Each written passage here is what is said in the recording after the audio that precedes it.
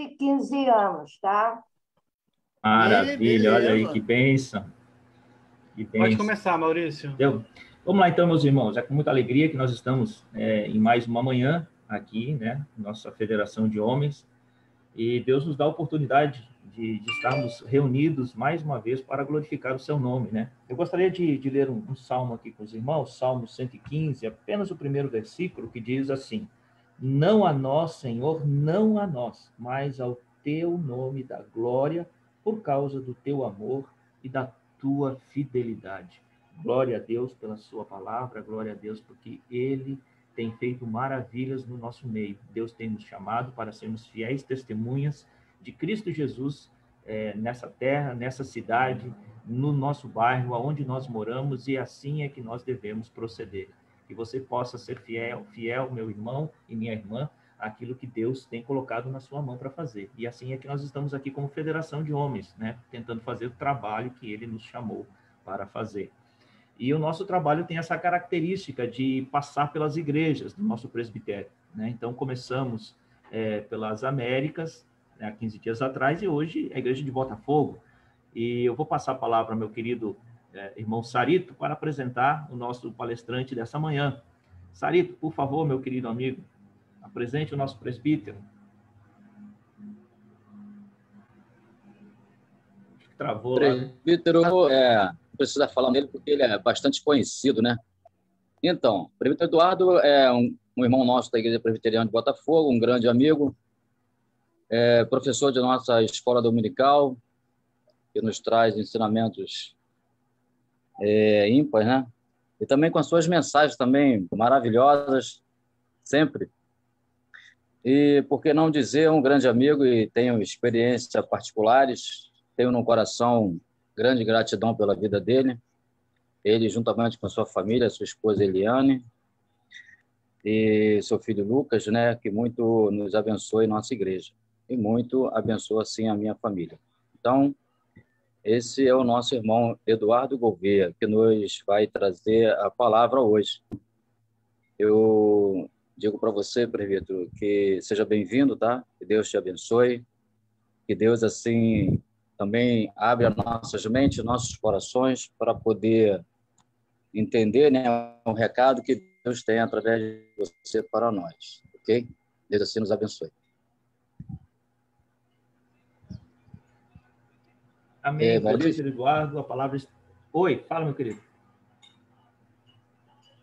Então, bom, eu ia passar para você, ó, não sei se você vai passar direto para o presbítero Eduardo. Sim, meus irmãos, antes de passar a palavra diretamente para o presbítero Eduardo, eu gostaria de falar que há 15 dias atrás a gente começou um movimento na federação sobre ação social. Então, nós tivemos já um primeiro avanço nesse trabalho, que foi ajudando um irmão, né? E depois eu vou passar para os presidentes das UPHs como ficou essa ajuda, para que os irmãos possam repassar para as suas UPHs locais. Mas eu queria levantar aqui o desafio da cesta básica esse mês. E o desafio nosso é levantarmos 30 cestas básicas até o dia 3 de março. Então, meu irmão, a nossa ideia não é transferirmos essa responsabilidade para as nossas juntas diaconais, mas nós, como até o dia 3 de abril. Abril. É o dia 3 de abril que será a nossa próxima reunião. E nosso desejo não é, a nossa visão não é transferir essa responsabilidade para as juntas diaconais que já fazem um trabalho nesse sentido e muito bem feito. Mas nós levantarmos 30 cestas básicas aqui entre nós, os nossos irmãos, para que nós possamos, com a nossa Secretaria de Ação Social, podemos avançar. Então, anote aí, por favor, até dia 3 de março. Depois eu vou passar para os representantes das UPHs locais como poderemos fazer isso. Abril. Caramba, eu estou com esse negócio de março na cabeça. É abril.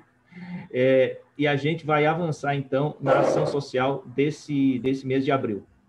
Tá bom? A nossa missão, então, são 30 cestas básicas e eu gostaria que os irmãos participassem dessa ação. Uma outra coisa que foi muito bem lembrado pelo Jorge ontem, a gente conversando sobre isso, é que as cestas básicas existem de vários preços no mercado. Então, a gente, conversando, achou por bem nós trabalharmos com o valor de R$ 80, uma cesta básica de R$ 80. Tá bom, irmãos? Então, a nossa missão é levantarmos 30 cestas básicas. Claro, se nós encontrarmos 30 irmãos que possam colaborar com uma cesta básica, a gente vai avançar nisso rapidamente. Então, tenha isso como missão aí na igreja. Eu não quero dividir isso por igreja, não é essa a minha intenção, de cada igreja levante tanta cesta básica. Eu vou deixar isso por conta de cada presidente de UPH possa pensar como fazer isso, mas tenha em mente não transferir isso para a junta diaconal, mas trabalhe dentro da sua UPH local, trabalhe com alguns outros irmãos que você conheça na igreja que possam colaborar e vamos ver se a gente consegue juntar essas 30 cestas básicas até o dia 3 de abril. Agora a data certa. Tá bom? Maurício, Fala, o importante fala, que eu vou falar, vamos tentar comprar com membros de igreja que faz esse trabalho, que venda a cesta básica. Vamos procurar esses irmãos, porque nós estamos ajudando duas vezes. Nós estamos comprando com o irmão que deve estar com dificuldade de vender. Eu agora não tenho em mente, mas nós devemos conhecer pessoas que trabalham vendendo cesta básica. Se nós pudermos comprar com esses irmãos, estamos ajudando duas vezes. É uma sugestão. Sim, eu vou deixar isso para que cada presidente de UPH pense como fazer localmente, entendeu? Mas a nossa missão é levantar as 30 cestas básicas. Então, se chegar mais, dia 3 a gente já tem um número para a gente poder avançar ali naquela primeira semana do mês de abril para poder distribuir, né? E o Jorge aí que está à frente da onde é que vai ser distribuída essa cesta básica, ok? Meus irmãos... Posso fazer uma pergunta? Fala, Celso. Existe alguma conta que a gente possa... Tem sim. Tem sim, Celso. Eu vou aqui no chat, se você puder passar o seu telefone aqui no chat, do lado aqui, aí depois eu entro em contato com o irmão para passar a conta. E os irmãos das UPH... Isso, passa aí no chat agora. Tá, passa aí que eu já passo para o irmão, tá? Não, passa agora mesmo, agora. Meu número... tá, pode falar então. O celular é 9... Certo? 9763 9763 7719. Tá bom, Celso, tá anotado aqui. Eu já vou passar um zap para você aí, tá? Meus irmãos, sem mais delongas, eu vou passar a palavra agora para o nosso querido presbítero. E é um prazer, como a gente falou, ter você aqui, meu amado irmão. E queremos dar o tempo livre para você expor aquilo que Deus já compartilhou ao seu coração. A gente conversou um pouquinho lá na igreja de Botafogo, mas aquilo que Deus colocou no seu coração, estamos prontos para ouvir. E depois da sua fala, a gente terá um tempo aí de bate-bola, né? Sempre tem alguma pergunta, sempre tem alguma dúvida que fica no ar. A gente abre esse espaço depois para que os irmãos possam também estar dialogando com o Senhor. Que Deus lhe abençoe, meu presbítero, em nome de Jesus. Amém, meus irmãos. Eu me lembro do Karl Barth. Billy Graham citava muito Karl Barth, quando ele dizia que a igreja tinha que estar com a Bíblia na mão e o jornal aberto na outra. Eu acho que, às vezes, a igreja se mete em alguns problemas quando fica olhando muito para o jornal e pouco para a Bíblia. E, às vezes, muito para a Bíblia e pouco para o jornal. Mas, se nós soubermos, com o equilíbrio do Espírito do Senhor, olhar para os dois lugares, essa palavra do Karl Barth acho que justifica nós estarmos aqui sábado de manhã para falar sobre um tema que tem sido objeto de várias considerações, jornais, discussões nossas e, aliás, mundial. Essa questão da jurisdição constitucional e o seu confronto com a democracia não é um fenômeno brasileiro. Essa questão que passamos aqui no Brasil e que, às vezes, pode causar alguma complexidade, às vezes perplexidade, ela é uma questão mundial. O mundo passa por esse desafio. Mas eu queria trazer rápidas palavras, procurando, tanto quanto possível, não cansar, enfim, os meus irmãos, a minha querida presidente que está aqui representando a SAF Botafogo, enfim, e por si mesma, para me ouvir, e me fazer entender da melhor maneira possível. Vamos ver se eu consigo. Eu queria, primeiramente, tentar, para a gente poder entender essa questão, estabeleceu um dilema que surge do século XIX, do século XX, com o século XXI. Fique calmo, eu não vou contar a história. Mas o direito do século XIX, o direito do século XX, eles são direitos, por assim dizer, diferentes do século XXI. Eu vou propor uma reflexão e eu peço que você participe comigo. Vamos imaginar que exista uma lei que diga o seguinte: não pode entrar cachorro no metrô. A lei diz isso. Não pode entrar cachorro no metrô. Eu pergunto para você, você como juiz, se alguém quiser entrar com um cachorro, você deixa ele entrar? Você deixa ele entrar no metrô? Alguém se habilita? Sendo uma pessoa cega que necessite de um cachorro. Calma, eu vou chegar lá. Aí eu pergunto, ei, Celso, você que se habilitou, se alguém quiser entrar com uma jiboia no metrô, você deixa entrar? Mas a lei só proibiu o cachorro. A lei só proibiu o cachorro. Ah, mas não é razoável, não é correto. Bom, quem diz o que é razoável e quem diz o que é correto é quem fez a lei. E quem fez a lei só proibiu o cachorro.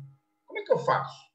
Depois, a questão é o seguinte: quem quer entrar no metrô é alguém que tem uma necessidade especial visual. E ele precisa entrar no metrô com seu cão-guia. Você que é o juiz e que tem uma lei dizendo que não pode entrar cachorro no metrô, você deixa a pessoa que tem essa necessidade especial entrar? No século XIX e no século XX, acontecia o que nós chamamos de positivismo jurídico. O positivismo ele é científico, né?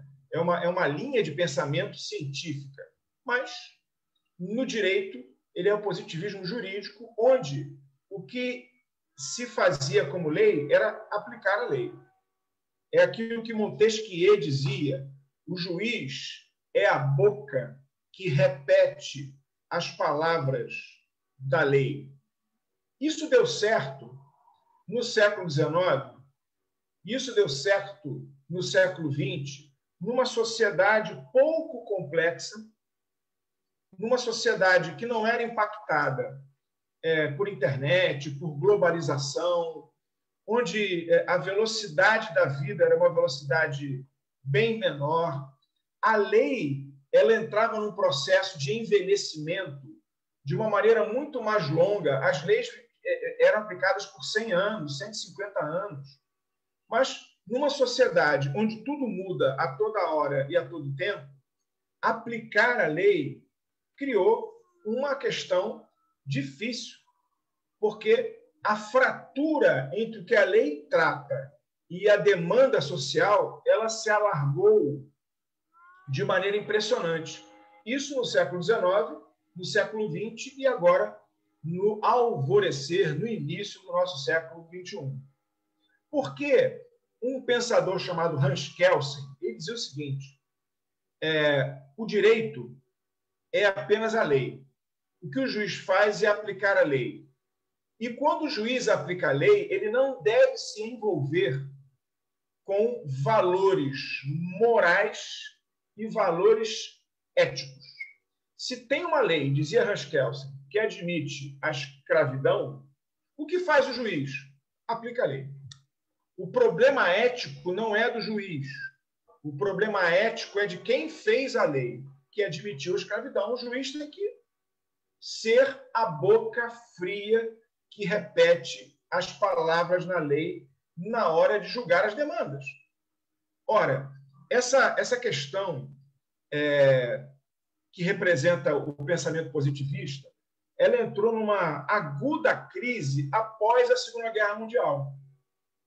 Porque as ditaduras, e desculpem, não é correto chamar o governo alemão de Hitler como ditadura, porque Hitler, você pode achar o que você quiser dele, mas ele recebeu todos os poderes para fazer o que ele fez do parlamento alemão.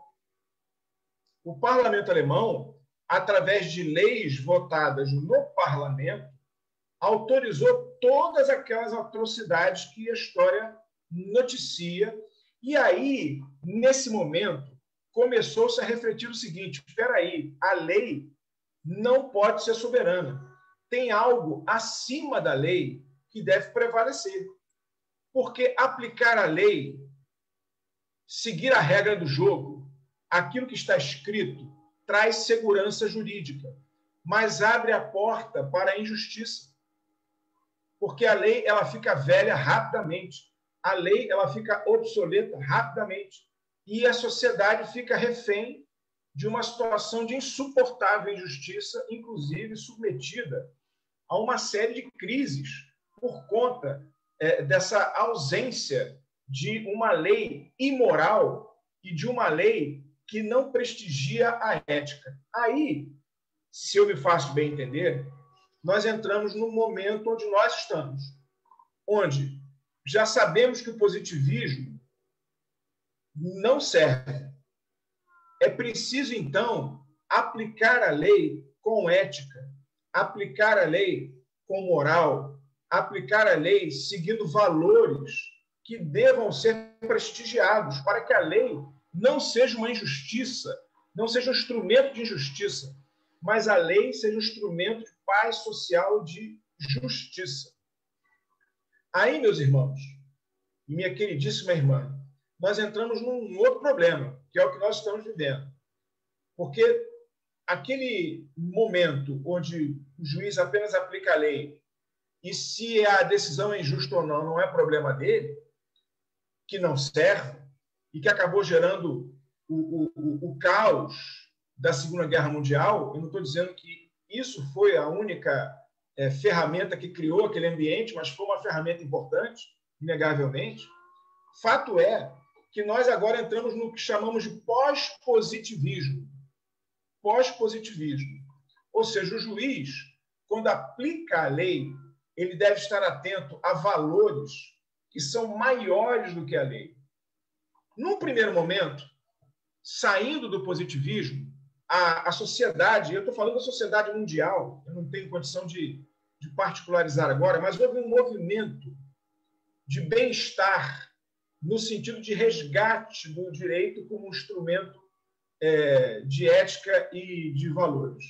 Mas, rapidamente se percebeu que nós estamos criando, ou pelo menos chancelando, uma aplicação da lei pretensamente mais justa, mas, inegavelmente, uma aplicação da lei mais insegura. Porque, desculpem a expressão, né? A diáspora de valores é muito grande.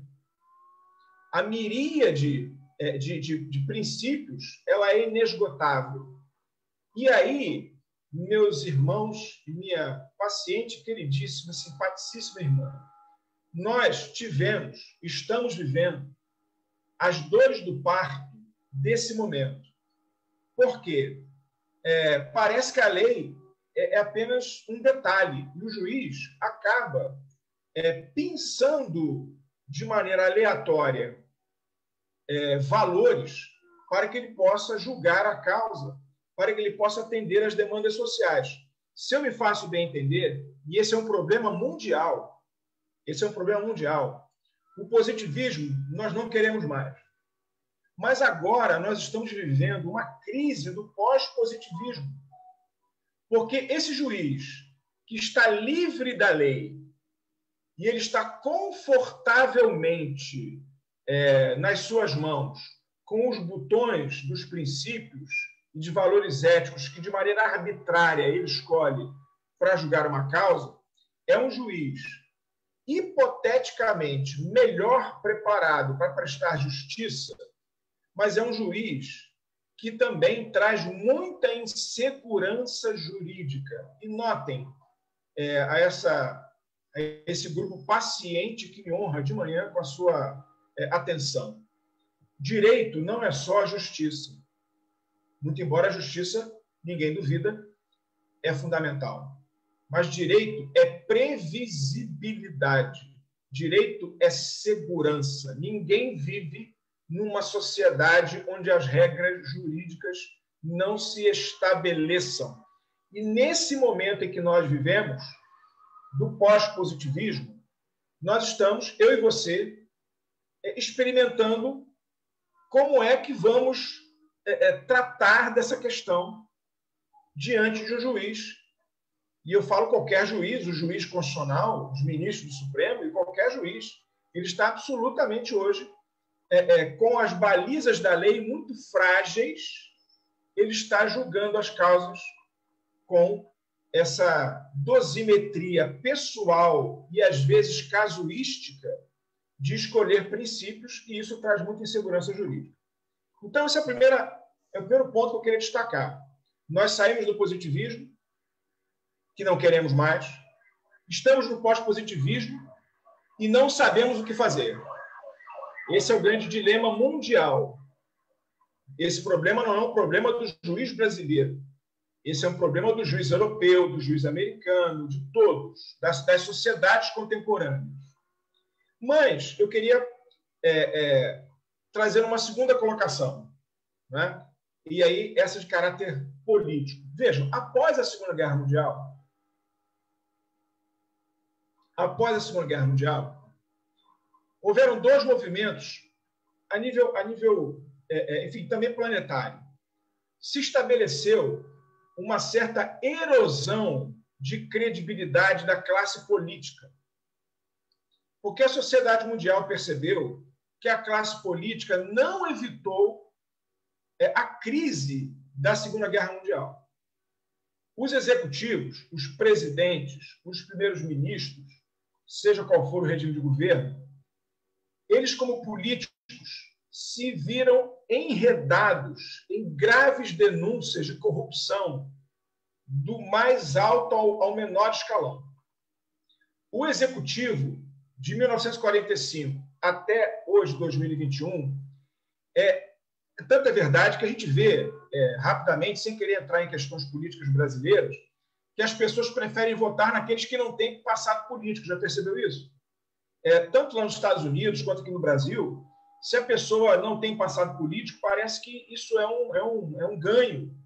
Porque houve uma erosão, um desencantamento com a classe política. E os executivos no mundo receberam esse impacto da rejeição da população.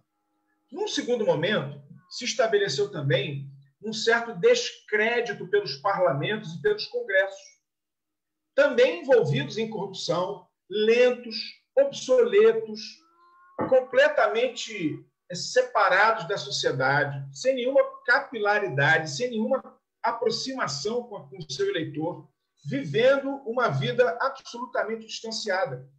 E aí, senhoritas, né, e nobilíssimos varões, com a crise do executivo, o descrédito que ele recebeu, com o desencantamento do legislativo, fez-se um espaço político.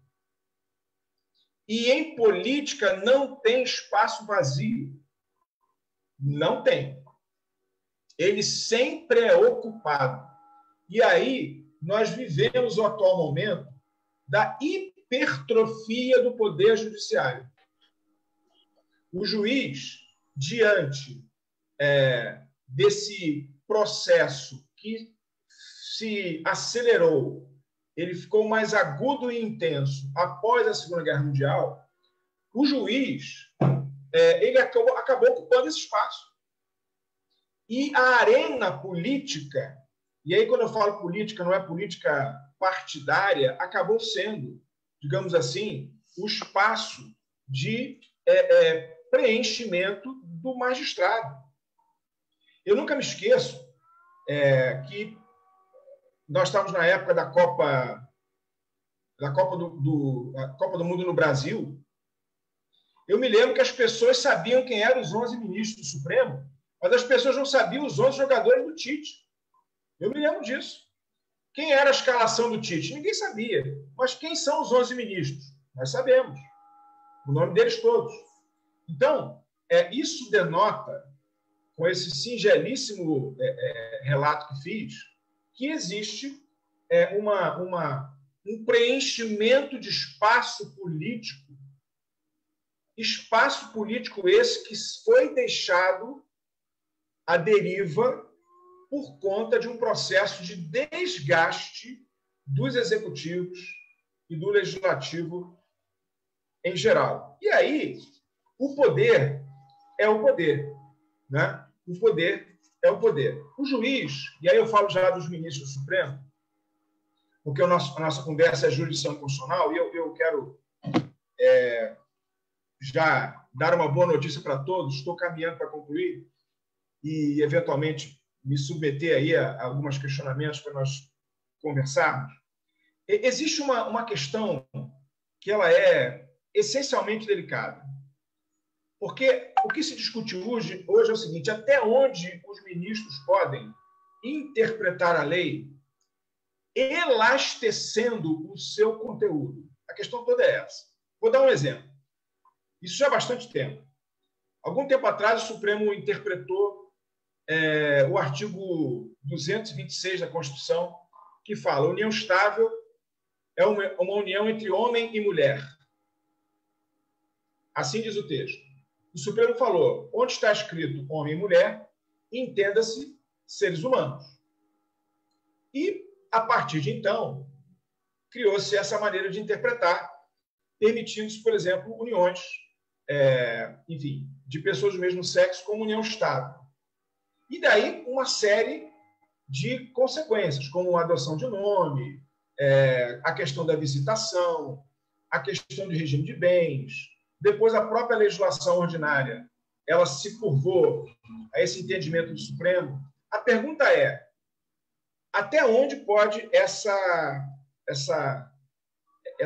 questão de você interpretar a lei de maneira ética e moral, até que ponto isso é possível? Por uma questão que eu acho que é central. O juiz do Supremo, ele não recebe voto. Ele não tem legitimidade democrática para tomar, digamos, que essa decisão seja corretíssima. Digamos, que essa decisão seja adequada. Veja, quando eu falo isso, eu não estou criticando o Supremo como nessa decisão especificamente. Quero partir da premissa de que o Supremo está certíssimo. A pergunta é: quem é ele para tomar essa decisão? Se, apesar de certa, não tem a benção legitimadora democrática do voto popular.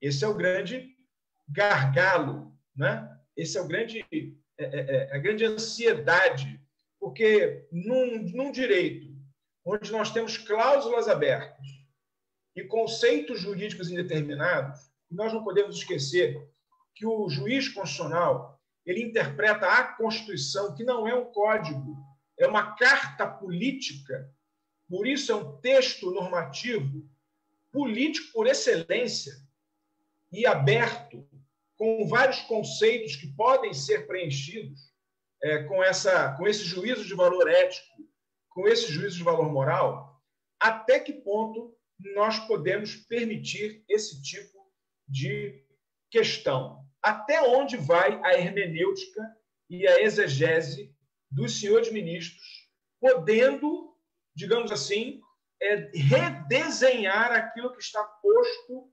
dentro do campo normativo do texto constitucional? Até onde isso vai?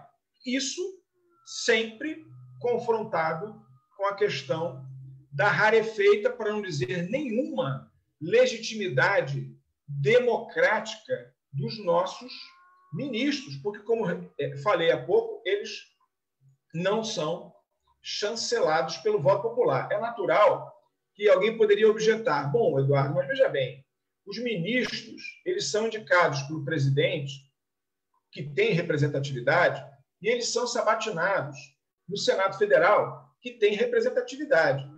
É verdade. Mas não é menos verdade que essa representatividade fica uma representatividade de uma sala com ar-condicionado, distante daquele aroma, daquele ambiente popular que é tão relevante, data vênia.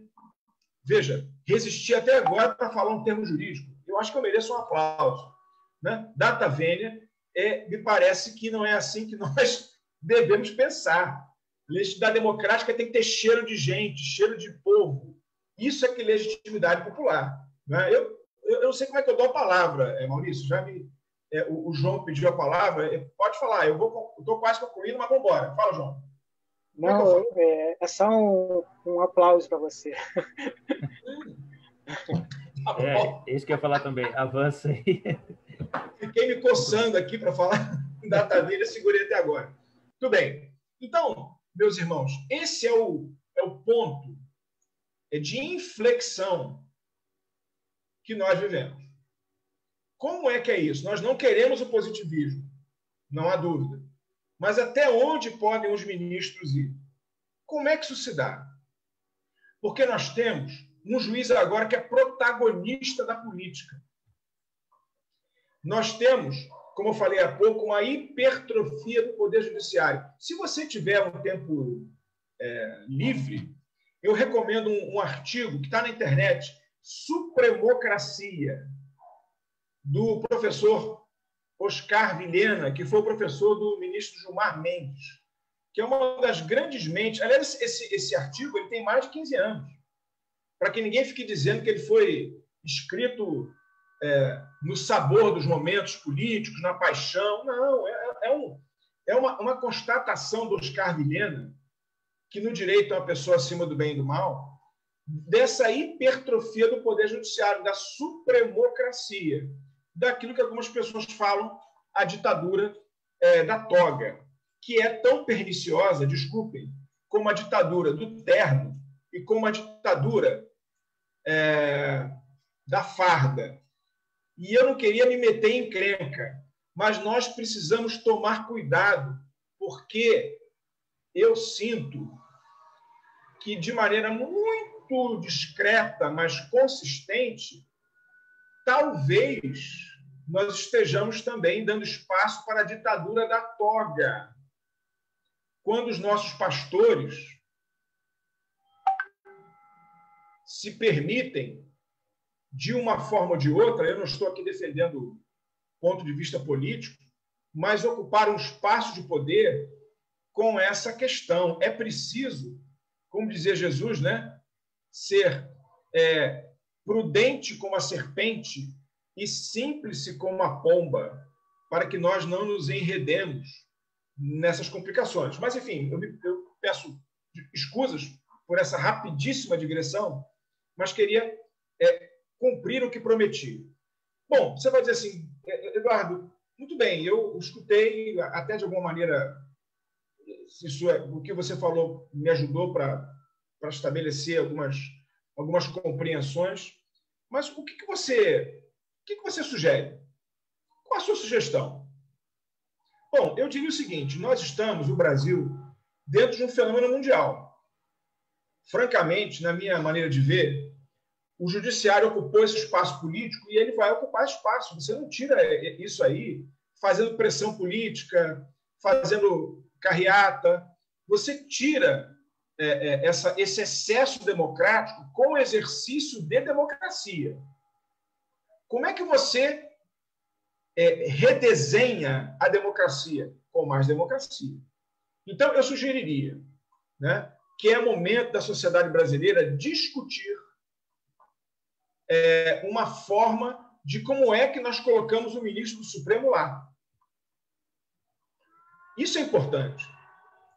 Por exemplo, na Europa, tem várias estruturas, mas na Europa, nos tribunais constitucionais, os ministros têm mandato.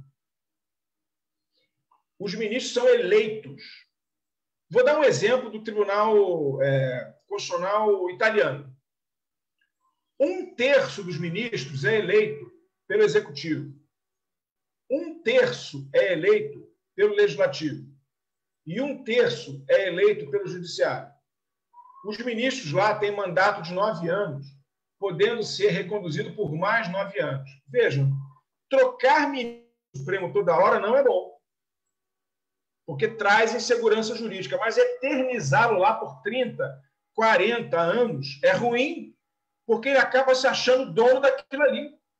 E desculpem, Montesquieu tinha razão. O poder absoluto corrompe absolutamente. E dizia Montesquieu, o poder abusa do poder. Meus irmãos e minhas irmãs, eu não estou dizendo que na Europa é melhor e aqui é pior. Eu não estou dizendo que não tem politização na Europa e aqui tem. Claro que tem lá também. Mas eu acho que é uma tentativa de discutir com a sociedade e propor um novo dimensionamento para tentar arejar o nosso Supremo de maneira que eles continuem, e a gente não tem como fugir disso, desse espaço político que o judiciário ocupou, não é no Brasil, é no mundo, mas eu acho que essa é uma medida que pode, de alguma maneira, trazer um vigor democrático que o Supremo hoje não tem. Faço minha última consideração, eu tenho várias, mas acho que já abuso sobremais da paciência daqueles que me ouvem.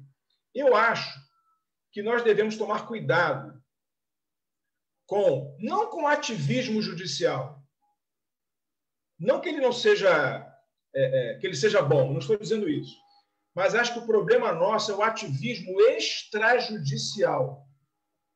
Isso é danoso. Ministro que vai para a televisão dar entrevista, ministro que vai para a televisão dar opinião sobre o governo, ministro, ele julga processos. Ministro, ele interpreta questões jurídicas. Quando o ministro ele é chamado para... quando ele julga e emite uma nota explicando por que ele julgou, algo está errado. Eu queria também chamar a atenção dos senhores, das senhoritas que me ouvem, já, enfim, caminhando de fato para concluir o que prometi já tantas vezes. Notem, se me faço bem entender, existem coisas boas e coisas ruins. O Supremo Tribunal Federal é o único tribunal no mundo onde as suas sessões são televisionadas.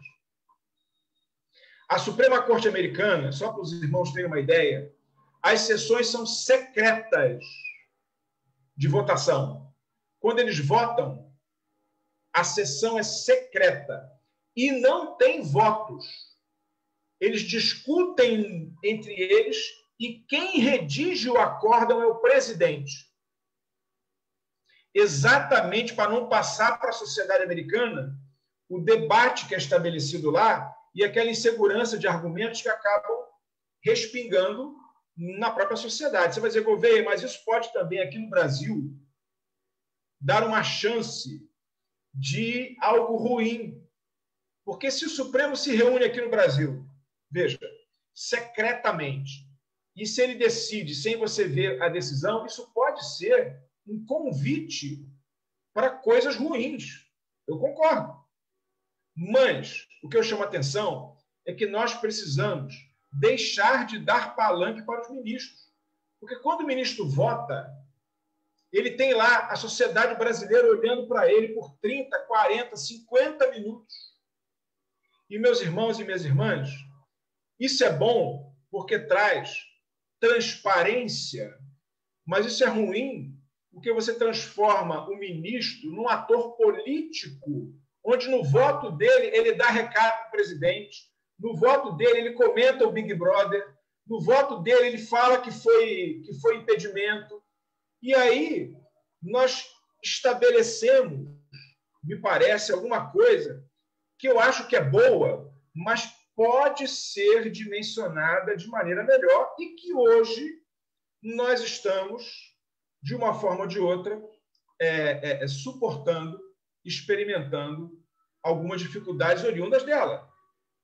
Então, é preciso que nós tenhamos esse contexto. Eu acho, meus irmãos, que participando de uma reunião dessa de manhã, eu vejo gente com Bíblia na mão e com jornal na mão, como Gustavo Calbart.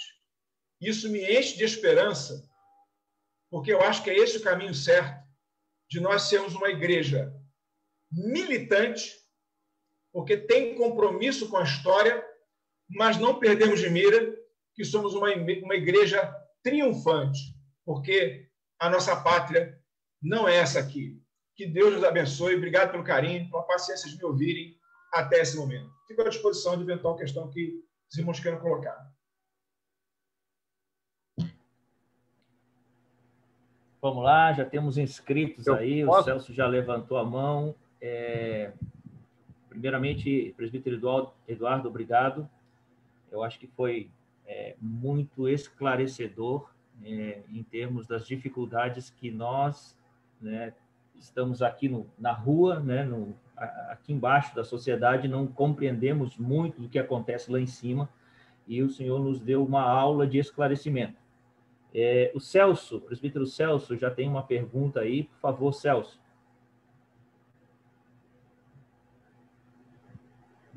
Presbítero, muito obrigado, primeiramente, pela sua palestra, explanação.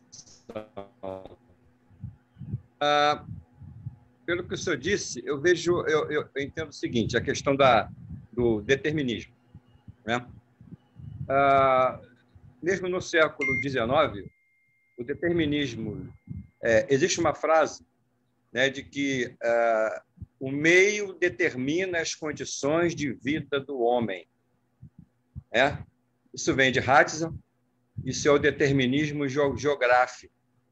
E foi esse determinismo geográfico que deu sustentáculo ao desenvolvimento do nazismo, ao crescimento do nazismo, à implantação do nazismo, à colonização e uma série de coisas. Tá? Isso trouxe condutas, isso trouxe comportamento, isso trouxe um modelo de ética, né? Um arranjo ético, e daí um arranjo de comportamento, de conduta humana. E é uma coisa muito difícil de se tirar, né? A França veio depois com o possibilismo geográfico. Eu sou geógrafo, tá? Com o possibilismo geográfico. O meio determina as condições de vida do homem, mas o homem pode transformar o meio, desde que tenha como instrumento o nosso conhecimento. Esse é o discurso do colonizador. Tá?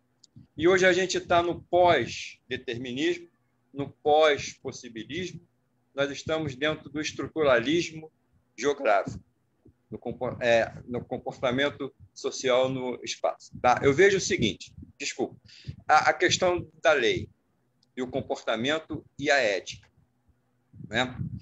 Eu vejo a lei como é como se nós estivéssemos numa trilha. Vamos nos imaginar numa trilha, seguindo uma trilha, à noite, bem escuro. A gente precisa de um instrumento para nos orientar. A gente usa uma lanterna. Essa lanterna vai iluminando o nosso caminho. Essa lanterna nos mostra uma pedra no caminho. Esta lanterna eu vejo como a lei. A lei me mostrou a pedra no caminho, mas a lei não vai tirar a pedra do caminho. A lei só indica, ela só mostra. Eu é que terei que tirar aquela pedra do caminho. Como eu vou tirar?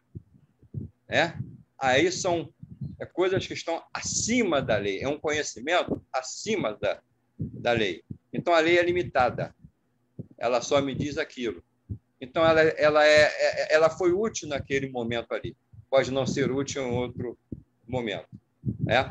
Da mesma forma, a questão da democracia.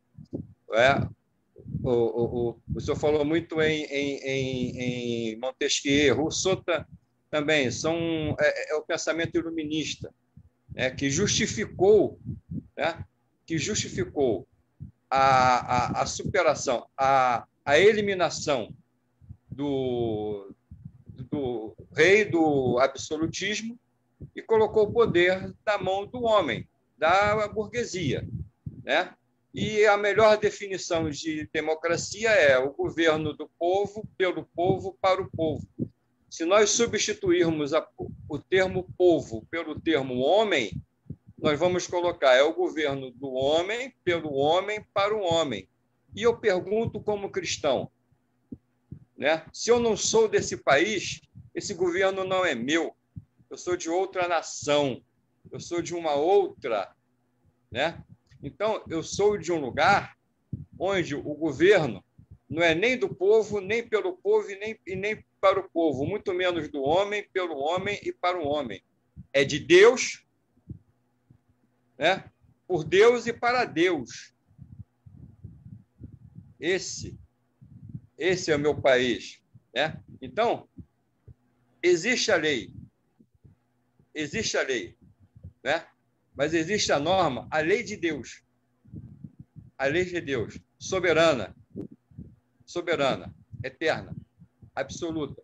Essa lei, eu vejo muito aqui, estava falando, eu estou vendo aqui a segunda epístola de Pedro, no 3º capítulo, eu estou vendo aqui a colocação de Pedro aqui, nos mostra, nos leva à ética. Agora, quem dá base à ética? É a teologia, é a palavra de Deus, né? E a doutrina dessa palavra é que vai definir fazer observação? Conduta. Desculpa, eu estou falando demais, virei um palestrante. Eu falo muito, desculpa. É que eu estou gostando porque você tocou em assuntos que a gente pode ficar 5 horas aqui falando, porque é muito rica a sua consideração. Eu queria só dizer o seguinte, para Kelsen, positivismo, a questão ética não diz respeito ao direito. Então, para Kelsen, a lei poderia prever tortura, a lei poderia prever prisão em 1º grau, poderia prever, escravidão. Para Kelsen, falou assim, esse problema não é da lei, não é do direito. Esse é um problema de quem faz a lei. O problema ético não é do juiz, para Kelsen. O juiz é a boca que aplica a lei. Ele pronuncia as frias palavras da lei. Quem discute quais são os valores que tem que estar na lei é o parlamento. Para Kelsen era assim. Então, o direito era uma ciência positiva, era uma ciência cartesiana, certa. O juiz tinha que fazer a subsunção do texto da lei e aplicá-la ao fato. Se não encaixa, aquela história, pode entrar cachorro no metrô? Não pode, porque está proibido. E jiboia? Jiboia pode, porque jiboia não está proibida. O juiz faria isso. A questão toda, como a gente está discutindo aqui, é que isso deu certo no século XIX, onde não tinha televisão, não tinha internet, a vida era muito mais lenta, a sociedade era super simples em relação à sociedade complexa de hoje, século XXI. Então, a lei ela demorava 40, 50 anos para ficar velha. Então, as relações elas ficavam dentro dessa previsibilidade. Hoje não é mais possível. E aí o que acontece? Hoje em dia, a lei diz assim, digamos, o contrato só será válido se houver boa-fé. Eu pergunto para você, o que é boa-fé? Isso é um conceito jurídico indeterminado, que varia conforme a evolução da sociedade. E quem é que vai fazer esse tipo de adequação? É o juiz, que está dentro da lei, ele está entre a lei e o fato social, ele está no meio, para resolver a questão. E ele vai ver se o meu contrato ou se o seu contrato se houve uma fé ou não. Mas veja, ele vai fazer isso ouvindo e captando os juízos de valor da sociedade, o que é um perigo. Porque boa fé, não tem? A gente não pode esquecer que os seres humanos são suscetíveis às suas fraquezas, infelizmente. E os juízes, às vezes eles não aceitam isso, também são seres humanos. Então, esse é o grande dilema que nós estamos vivendo nesse atual quadrante. E o juiz constitucional, ele tem um texto constitucional, não sei se eu consegui trazer essa ideia, que é um texto político por essência. A Constituição não é um código civil, não é um código penal, onde ele tem um sistema que ele não é, por exemplo, que nem a Constituição da Igreja Presbiteriana, que tem um sistema de governo. Não, ela é uma carta política. Então, você dá uma carta política na mão daquele que não é votado, não tem legitimidade, para poder interpretar uma série de situações. Isso vai acontecer se tiver interesse público. O que é interesse público? O ato administrativo não pode ser imoral. O que é imoralidade? Percebe? Não sei se me faço entender. E aí nós entramos nas dores de parto do século XXI, onde nós não queremos mais aquele direito certinho, porque não adianta, não dá para voltar, ele não funciona. Mas nós estamos com medo, a verdade é essa, perplexos com o que o juiz pode fazer com a lei na mão. Esse que é o problema. Né? Mas isso tudo com base nas suas provocações, que isso é só 10% daquilo que você tocou. Obrigado pela sua participação, viu, meu querido? Mas fique à vontade. Amém. O Celso de Copacabana levantou a mão.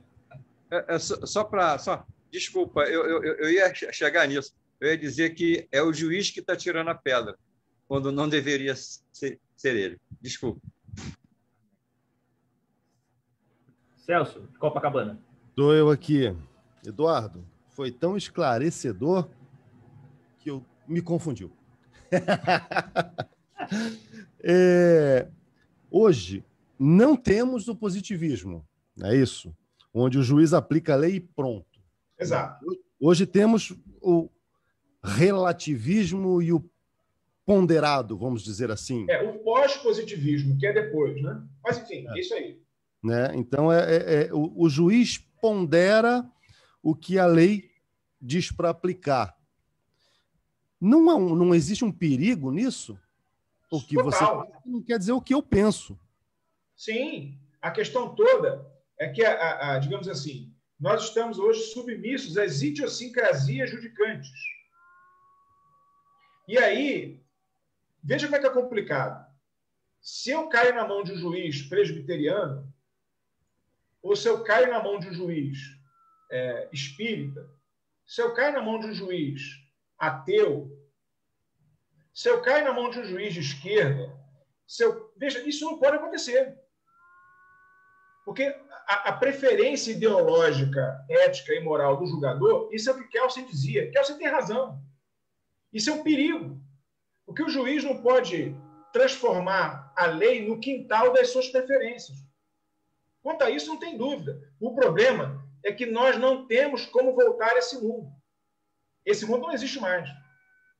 Esse mundo não é possível resgatar. E aí nós estamos, teoricamente, com um mundo que pode ser um mundo mais justo, porque quando você interpreta a lei com princípios éticos e princípios morais, quando você escuta isso, você fica, puxa, bacana. Eu quero uma lei que seja manuseada e ela seja aplicada de maneira ética e moral. Poxa, bacana, show de bola. O problema é que isso é feito no varejo e não no atacado. E muitas vezes isso é perigoso. Por isso é que nós... E veja, eu gostaria de trazer alguma coisa para vocês que eu não sei. Vejam, senhoritas, elas estão aí? Estão, né? E nobres varões. Eu quero dizer uma coisa para vocês. Eu fiz o meu curso de bacharel em Direito, eu fiz o meu mestrado, eu fiz o meu doutorado, eu fiz o meu pós-doutorado, eu fiz um curso de especialização na Universidade de Bolonha para estudar a jurisdição constitucional. Por favor, não me pergunte o que é justiça. Se eu perguntar para você o que é uma decisão justa, eu não sei.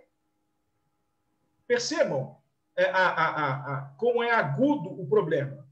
Nós estamos num contexto que, teoricamente, ele é melhor do que o positivismo, porque o positivismo ele traz uma margem nefasta da injustiça, porque você não deixa a pessoa com deficiência visual entrar no metrô, o positivismo não deixa ele entrar.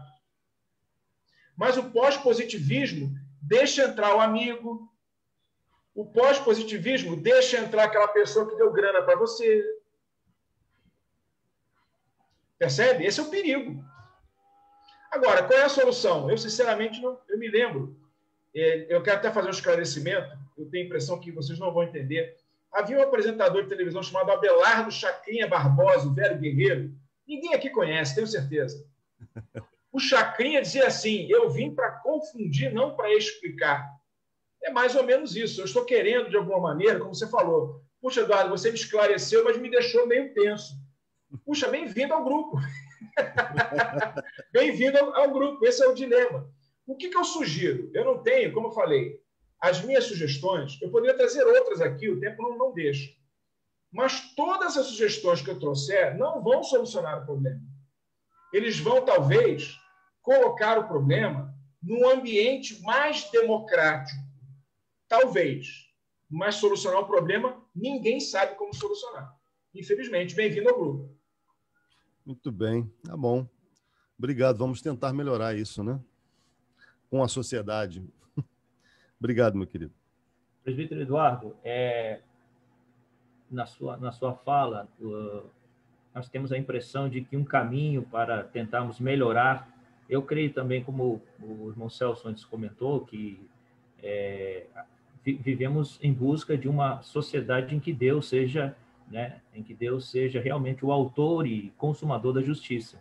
Mas estamos no mundo e temos que ser sal e luz. E o senhor, na sua fala, expõe a questão da democracia como talvez sendo um caminho, né, para melhorarmos.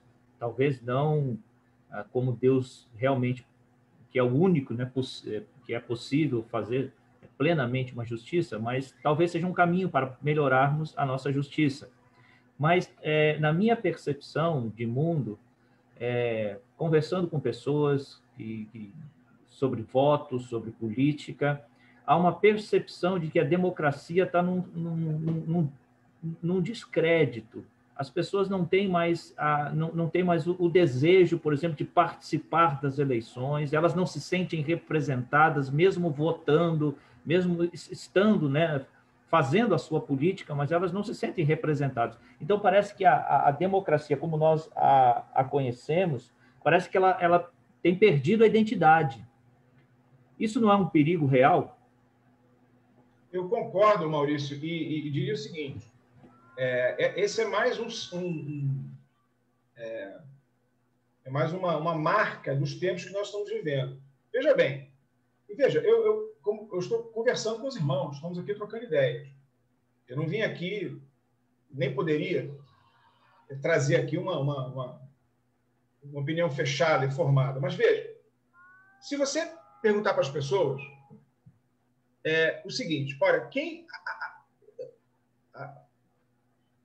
a frente da sua casa ela é varrida por alguém de esquerda ou alguém de direita? Ele vai dizer assim, olha, isso não me interessa, eu quero que ela esteja varrida. Ah, eu trabalho numa empresa e me pagam o meu 13º, todos os meus direitos. Se tem trabalho escravo, eu não me interesso por isso. Eu trabalho na empresa. Ah, mas tem trabalho escravo, mas eu recebo os meus direitos. Então, veja, quando você entra no pós-positivismo, e o Bauman dizia isso, né, você tem uma sociedade líquida que se amolda e se desfaz e não tem valores para serem prestigiados. Hoje nós somos pragmáticos. E a democracia está longe de ser um governo pragmático. O governo democrático é um governo lento, é um governo que comporta crise. Gente, quando você discute ideias, você comporta crise. A ditadura não tem crise. A ditadura ela é pragmática. A ditadura ela é mais efetiva. Então, se você... E aí, aquela angústia. De que adianta muito a democracia se não tem pão na mesa? De que adianta a democracia se a minha rua não é varrida? Esse é um contexto que, hoje em dia, as pessoas podem, eventualmente, utilizar um eufemismo, uma palavra que possa escamotear isso daí, mas, no fundo, é o contexto. Mas isso Maurício, um problema da democracia. Aliás, eu sempre gosto de dizer aquilo que o Churchill dizia, que a democracia é um péssimo regime de governo, tirando todos os outros. Ele falou assim, olha, a democracia é péssima, mas ninguém conseguiu inventar algo melhor, então vou ficar com ela. Então, o que acontece? A solução que eu estou propondo é pelo caminho democrático. Notem, isso é rápido? Não. Isso é fácil? Não. Não é fácil e não é rápido. Então, eu não quero. É o que as pessoas querem hoje. Hoje em dia, quando você abre o computador e ele fica 30 segundos para abrir, você fica doido. Porque na minha época, a Elis Regina cantava que ela não podia confiar no professor que tinha mais de 30 minutos para decidir a sua vida.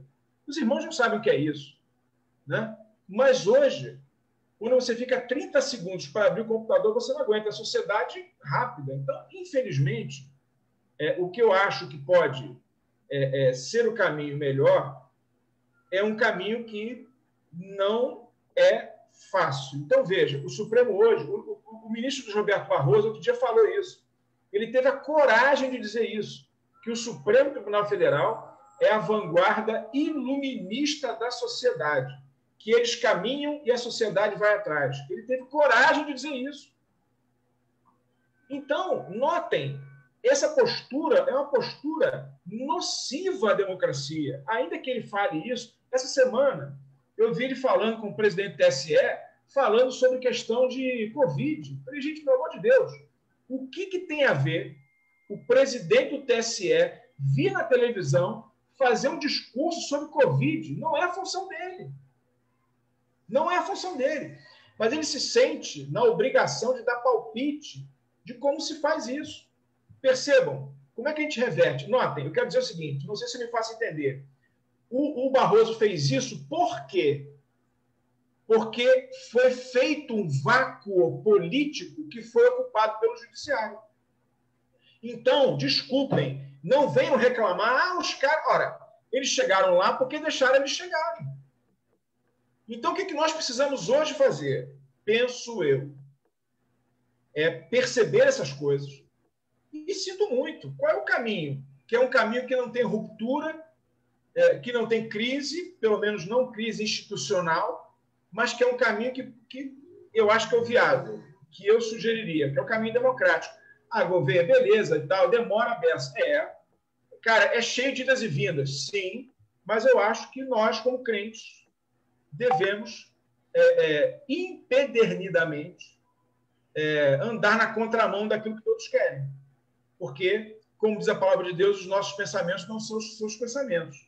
Então, o pensamento de Deus é um pensamento de legitimidade e democracia, penso eu. Enfim, é assunto para vários papos, né? Enfim, é mais ou menos isso. Não sei se eu entendi mais ou menos ou se eu fiz um discurso meio fora do foco. Não, mas é isso mesmo. O que eu percebo com relação à democracia, quando nós olhamos para o mundo, é que o mundo, nós podemos dividir ele em mundo ocidental, aí nós temos ali os países muçulmanos que não estão nem aí para a democracia, não querem saber disso, não entendem, não querem entender. E aí nós temos a China como uma grande potência, que aí me assusta, porque os chineses estão ficando ricos, estão bem e sem democracia. Então, para eles, a democracia não tem mais sentido, eles não querem isso. Maurício, e aí você... Me permite uma observação. Eu tive ano retrasado, no governo do Crivella, eu tive negociações com um pessoal da China.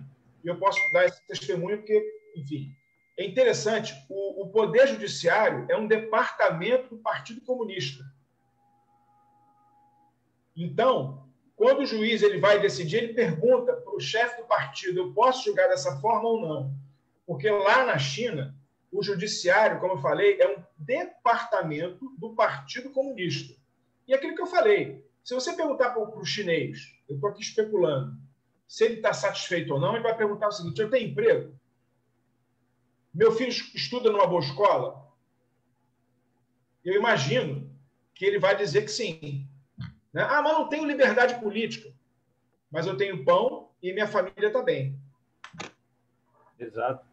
Então, eu tenho pensado, meu irmão, que uma das funções da igreja, a igreja de Jesus, é olhar para esse mundo e entender o que está acontecendo, e nós que somos reformados, que viemos de uma linha calvinista, a democracia era muito cara para Calvino, né? Dentro da história do protestantismo, dentro da história dos reformados, isso é muito caro para nós, e nós devemos abraçar isso e fazer isso que estamos fazendo hoje aqui, conversarmos, trocarmos ideia, colocarmos isso a público e chamarmos a igreja à sua responsabilidade, pois a igreja seria, né, ou é para ser, né, a consciência da sociedade.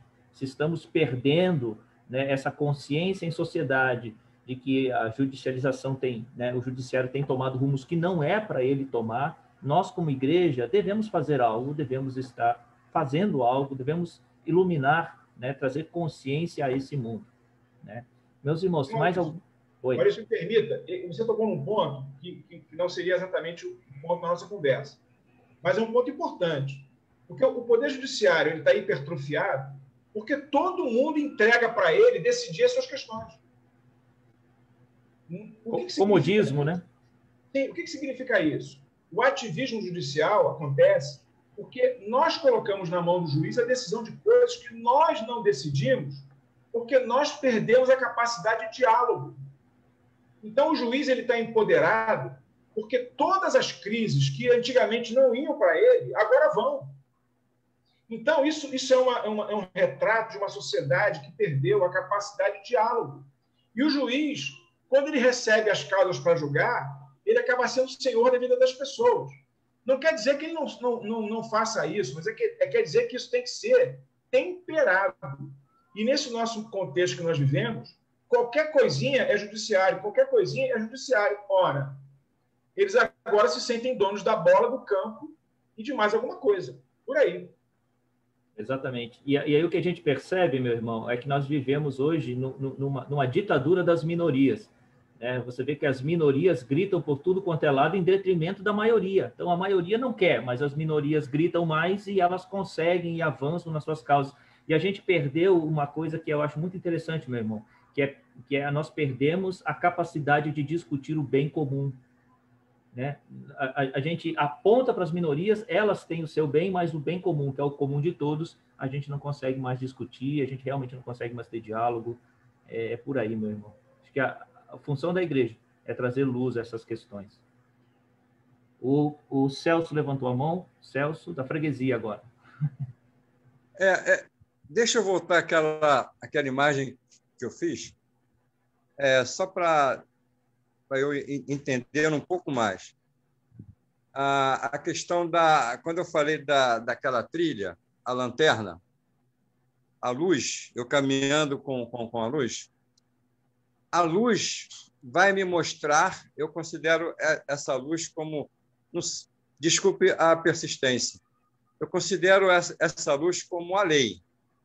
Ela vai me apontar a pedra, ela vai me mostrar a pedra no caminho.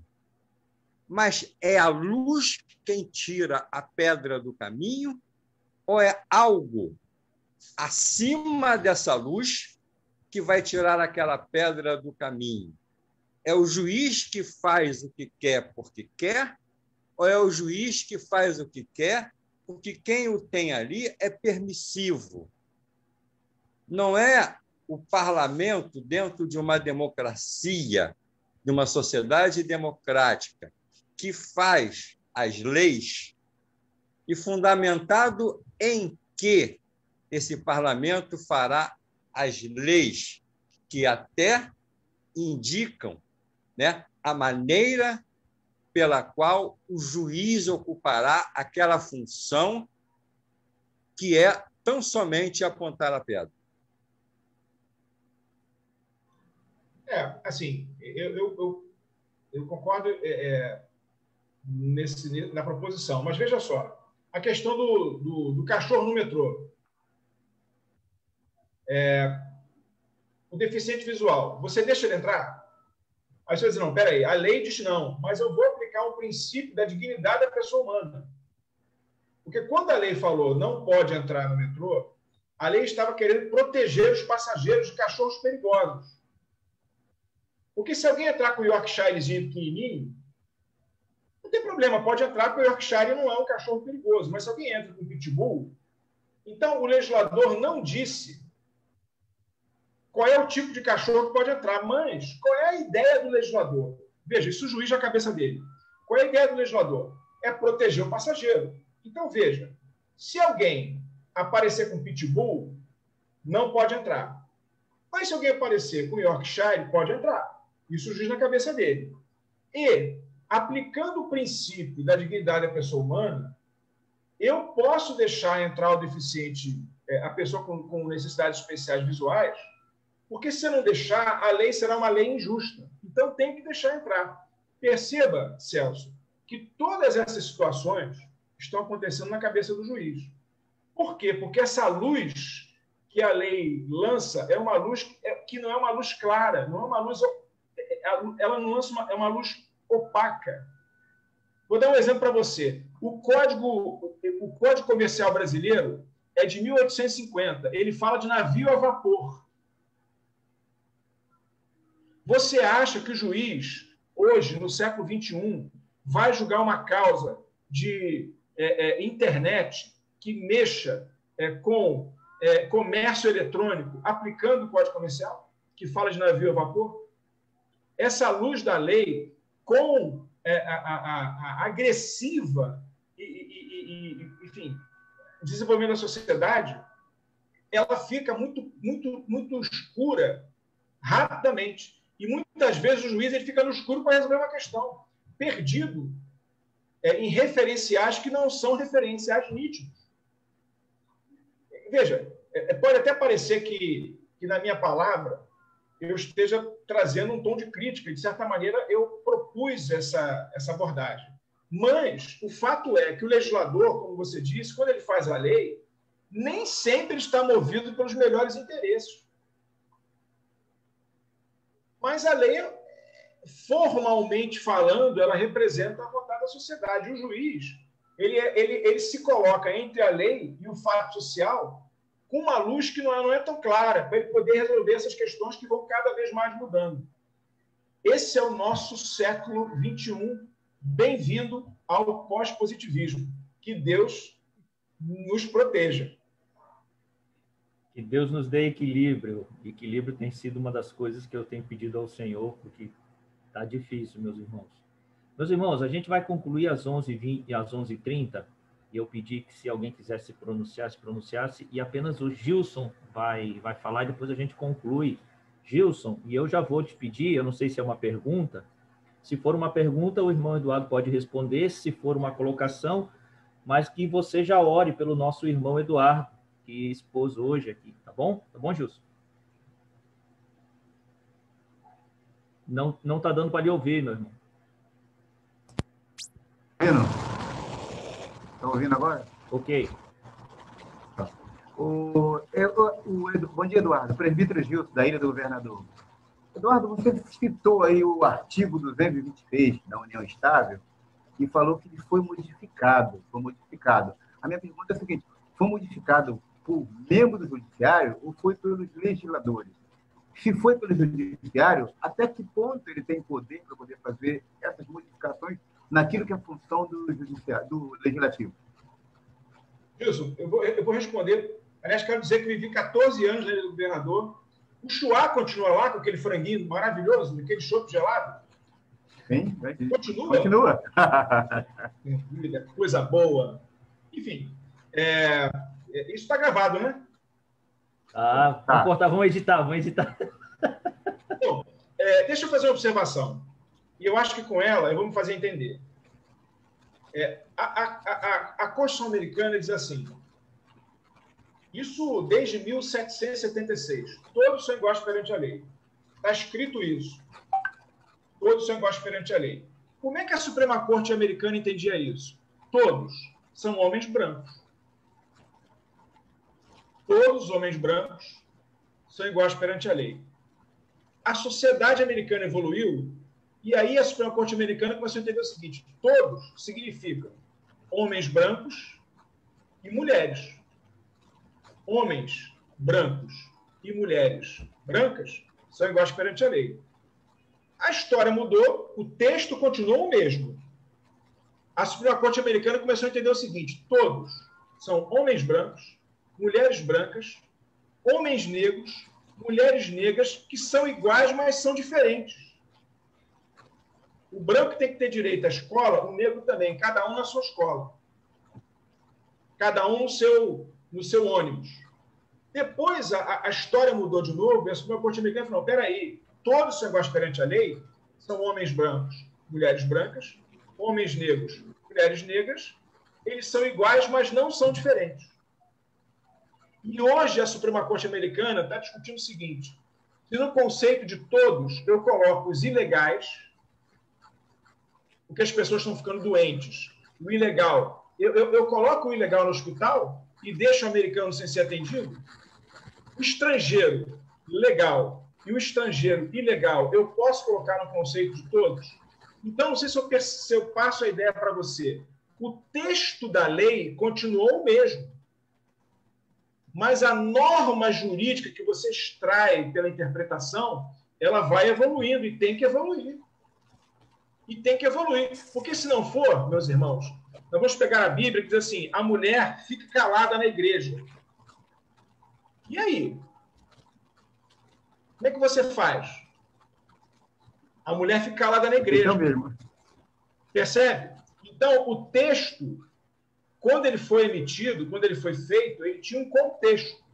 Mas esse contexto vai mudando e é preciso atualizar o sentido do que está escrito, acompanhando, evidentemente, a evolução da sociedade. Veja, não quero trazer uma questão aqui que é absolutamente interessante discutir. Existe uma diferença grande entre hermenêutica e exegese jurídica e hermenêutica e exegese teológica. Mas eu usei rapidamente esse exemplo para dizer o seguinte, que o texto pode ficar o mesmo, mas os sentidos que você extrai dele, ele pode evoluir. Agora, até que ponto você pode fazer isso? Porque uma coisa, Gilson, é você ter um texto cinza. Você pode dizer que é cinza escuro ou cinza claro. O que nós estamos vendo hoje é o texto branco, as pessoas falarem que é preto. Esse é o perigo. Porque nós temos situações que são dúbias, inegavelmente. Então, cada vez mais situações dúbias por conta da sociedade, inegavelmente. Mas dizer que o redondo é quadrado, esse é um problema que nós vivemos hoje. Não sei se eu me fiz entender com essas minhas colocações. Amém, Gilson? Pode orar pelo nosso irmão? Presbítero Eduardo, já agradecendo a sua participação, deixando esse canal aberto para umas futuras possibilidades aí, se assim o senhor desejar, estar conosco mais vezes. E peço agora ao presbítero Gilson que ore pela sua vida, pelo seu ministério na igreja, pelo seu trabalho, pela sua família em especial. Gilson, por favor, olhe para o nosso irmão. Vou orar sim. Depois eu queria o contato do Eduardo, porque assim que foi apresentado, tocaram a campanha aqui na minha casa, e você até me chamou, eu não estava aqui, fui atender. E eu só sei dizer que ele é de Botafogo. Eu quero saber um pouquinho mais sobre ele, para a gente poder futuramente estreitar esse laço, Eduardo. Oremos. Maravilhoso Deus, Criador de todas as coisas. Obrigado, Senhor Deus, por mais um dia, Senhor Deus, bonito, maravilhoso, debaixo do seu paternal cuidado, Senhor.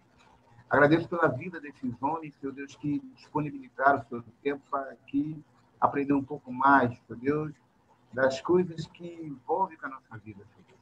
Quero entregar nas tuas mãos, Senhor Deus, o presbítero Eduardo, teu servo, Senhor Deus, homem da lei, conhecedor da lei, Senhor Deus, que está compartilhando conosco um pouco da sua experiência, Senhor Deus, da sua grande experiência. Que tu possa, Senhor Deus, tomar a sua vida, de maneira que ele possa, Senhor Deus, dentro da instância jurídica, Senhor Deus, representar o seu nome, Senhor Deus. Não deixe, Senhor Deus, que ele fique à deriva e possa usar todos esses conhecimentos, Senhor Deus, para o engrandecimento da tua palavra, para o engrandecimento, para ajudar o povo de uma forma geral, Senhor Deus.